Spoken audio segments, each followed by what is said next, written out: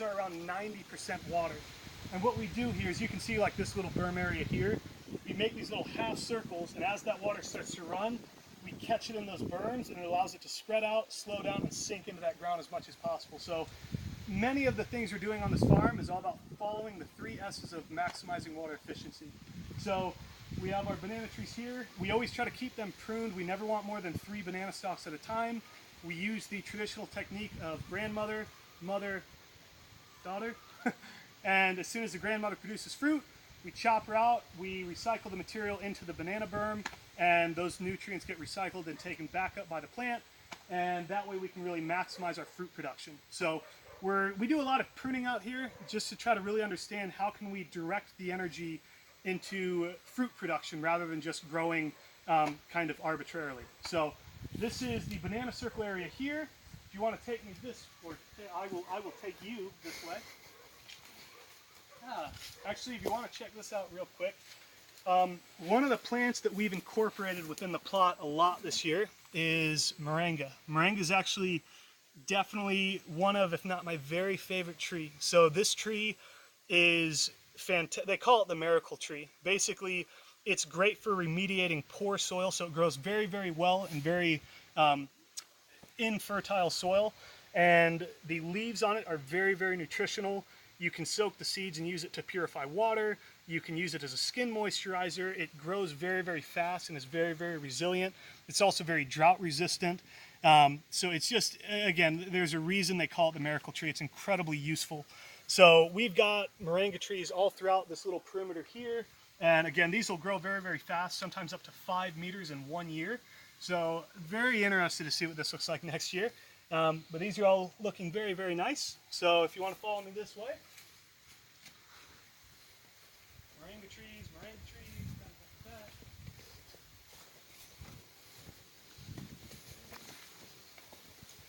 These are all moringa trees here. In general, there's a lot we tried to do this summer with creating a living fence. That's one of the main things we had to look at, is how we were going to secure the perimeter of this farm. There's lots of wild dogs out here that we don't exactly love.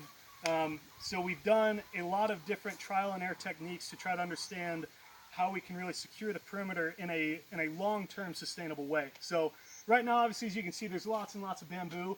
But as these trees start growing up and we start getting more and more vegetation in this area, we're going to start using that more and more to create that living fence that's going to be a long-term solution to that issue. So go ahead and follow me this way. This is actually one of our first set of garden beds that we made this summer. So we've got carrot, we've got morning glory in there. Morning glory is one of those plants that's a very, very, it's a very economic plant. So it grows very quickly. It kind of grows like grass, so you can basically cut it, obviously eat the vegetable, and it'll grow right back, so you can get up to 3 or 4 harvests in one seed.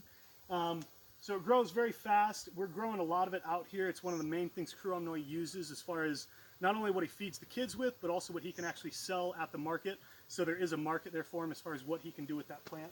A couple other bananas over there. There is also a perennial garden bed up at the top there. That's got chaya and asparagus in it. Again, we do a lot of trial and error, learn by doing, and trying to incorporate different techniques, see what works, see what doesn't. The chaya is just now starting to pop off, but the asparagus was only planted about a week ago, so it takes a little bit longer to actually come up. So that's that, all the garden beds here. And then if you follow me this way, we've got all kinds of papaya trees here. I think when Dylan counted it, it was something like, it's a lot. I think there's like 20 different fruit-producing papaya trees. So we cut out all the males. We've only got females at this point, and they produce a lot of food. So when we first got here 2 years ago, the only things that were out here was papaya and about 2 garden beds of lettuce. So we've expanded a little bit, as you can see. So if you want to come with me this way, lots of papaya trees, incorporating some flowers in here. Again, lots and lots of garden beds. As you can see too, you'll notice that the garden beds are not just kind of, they're not just vertical like, you know, da-da-da-da-da. They actually kind of slope and they move with the land quite a bit. It's because we put them on contour. Again, the reason we put them on contour is so that we can get them at an equal elevation And that way, once again, it allows us to better maximize our water efficiency. When that water hits that garden bed that's basically perpendicular to the slope, it's going to take that water, it's going to spread it out along that garden bed nice and easy. It's going to allow it to slow down and sink into the ground a lot better. Again, the number one place to put the water is in the soil. So that's what we're trying to do in any way we can out here. So all the garden beds, all 69 of them are on contour.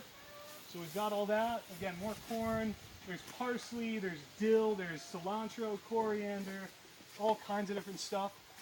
In here is our hen house. This is where we have 27 Rhode Island hens. Again, they're just now entering their second year, so they'll produce eggs for another year, and then we'll probably sell them for the meat, and again, just reinvest that money back into the farm, probably get a brand new set of, whoa, that was kind of weird. That was all the catfish, yeah. So yeah, we'll reinvest, get more hens. They produce lots and lots of eggs that the kids eat for protein. And then, as you saw that massive flash of action there, this is our catfish pond. Now, we had a bit of an issue around a week ago. We think a dog got in here before we were able to fully secure the perimeter. We think a dog got in. It tore up the plastic, and so we had to actually take the plastic out. But I will say, it's actually holding water pretty well, as you can see. It's almost to that overflow pipe that we have on that other side. Again, the reason for that overflow pipe is that if the water ever gets high enough, when it rains a lot, which it's going to start doing this time of year, if it gets that high, it'll raise up. If it ever gets that overflow pipe, it'll run through that pipe, through a log, and it'll actually zigzag back and forth through our set of garden beds that are on contour right down here. So again, all kinds of different stuff growing down there. There's okra, more long beans, there's lots of lettuce, pak choy, more morning glory. So there's all that. So this is a catfish pond here. There's currently around 1,800 catfish in this pond. Again, that's one of the main protein sources and economic revenues for Pruon here and the kids. So those will be ready probably around October or so, and they'll either eat those or they'll sell them at the market, reinvest that money back into the farm. That's obviously a big thing that we look at as far as what we're trying to accomplish here. Sorry, I don't care how much you care about nature. If you don't know how to make money, they're going to take your land. You're not going to be able to farm. So it's not only about environmental sustainability, it is about economic sustainability. So that is something we try to look at a lot as far as the way we do things out here. So that's the catfish pond here. If you want to follow me this way, come on down. We also planted a couple trees along the catfish pond, again, because we're trying to minimize and slow down the rate of evaporation so it actually holds the water better. As these trees mature and get older, they're obviously going to start shading out the catfish pond, and it'll hold a lot more water. It won't get as hot. The catfish are going to like that a lot more as well. As far as explaining this area, this was one of the main things that Pruon said he really liked about what we did last year. Was, you can't really see it from here, but right down at the bottom there, it's just one uniform green trellis system. And basically that trellis system started with just passion fruit. So I'll be able to show you here in a second, but there's all kinds of passion fruit growing down there. It looks very, very nice. It provides shade, it has aesthetic appeal, and it produces food. And so what we did is we expanded on that idea for this year, and we made one long living trellis all along the main pathway. So the cool thing about this entire area, everything you have growing here is all woody perennial vines. So some of them aren't woody, but again, the main idea there is that they're all perennial vines and they're all perennial food producers. And so that's ultimately permaculture in its purest sense, is perennial farming. And so all the food we have here, the beauty about it being a perennial is that, again, it's going to start shading out this entire area. It's going to look very, very nice. And then from that point on, that's it. Like, we don't have to sow the seeds anymore. All we got to do at that point is pick the food. And again, some of them are short-lived perennials, but the idea is that it's very minimal labor, it's very minimal maintenance, and once they're established, all they do is create aesthetic appeal and food for us to eat. So that's really what we're looking for in the biggest sense. So